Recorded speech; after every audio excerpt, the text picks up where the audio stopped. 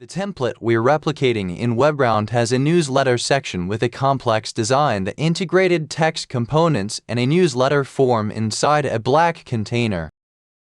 To replicate this structure in Webround, we need to use an empty wrapper that will act as a container for other components.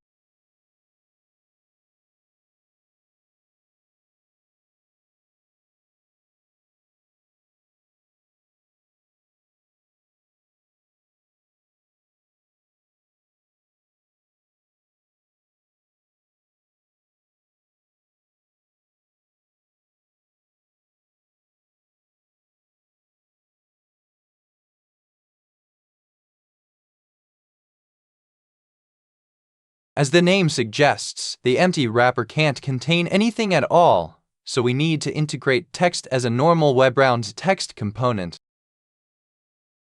We drag and drop it into the container area. Webround components can be layered on each other at your will. By right-clicking on an element, you'll be able to change the z-index property of the specific component.